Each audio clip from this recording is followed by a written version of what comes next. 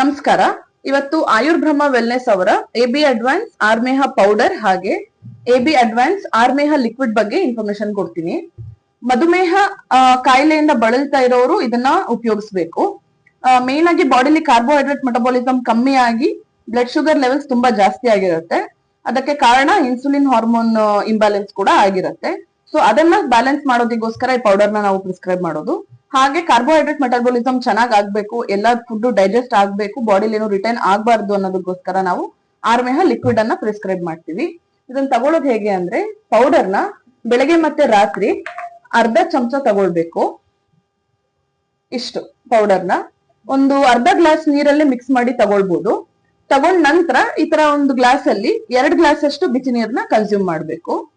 ಈ ಲಿಕ್ವಿಡ್ ಅನ್ನ ವಾರದಲ್ಲಿ 2 ಸರಿ ಅಂದ್ರೆ 3 ದಿನಕ್ಕೆ ಒಂದ್ಸರಿ ರಾತ್ರಿ ಊಟ ಆದ್ಮೇಲೆ ಈ ಕ್ಯಾಪ್ ಅಲ್ಲಿ 1 ಕ್ಯಾಪ್ ಅಷ್ಟು ಡೈರೆಕ್ಟ್ ಆಗಿ ತಗೊಳ್ಬೇಕು. ಅಂದ್ರೆ 30 ml ತಗೊಂಡ್ ಆದ್ಮೇಲೆ ಈ ಗ್ಲಾಸ್ ಅಲ್ಲಿ 2 ಗ್ಲಾಸ್ ಅಷ್ಟು ಬಿಸಿ ನೀರನ್ನ ಕನ್ಸ್ಯೂಮ್ ಮಾಡುವಂತದ್ದು.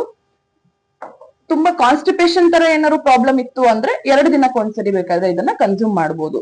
ಸೊ ಪೌಡರ್ ಬಂದು ಬೆಳಗ್ಗೆ ಮತ್ತೆ ರಾತ್ರಿ ಊಟಕ್ಕಿಂತ ಅರ್ಧ ಗಂಟೆ ಮುಂಚೆ 1 ಸಣ್ಣ ಟೀ ಸ್ಪೂನ್ ಅಲ್ಲಿ ಕನ್ಸ್ಯೂಮ್ ಮಾಡ್ಬೇಕು. ಇದನ್ನ 3 ದಿನಕ್ಕೊಮ್ಮೆ ರಾತ್ರಿ ಮಾತ್ರ 30 ml ತಗೊಳ್ಬೇಕು. ಮತ್ತೆ ಇದ್ರ ಜೊತೆಗೆ ಡಯಟರಿ ಮಾಡಿಫಿಕೇಶನ್ಸ್ ಹಾಗೆ ಎಕ್ಸರ್ಸೈಸ್ ನ ಫಾಲೋ ಮಾಡಿ ಉತ್ತಮ ರಿಸಲ್ಟ್ಸ್ ನ ಪಡಿಬಹುದು. Thank you.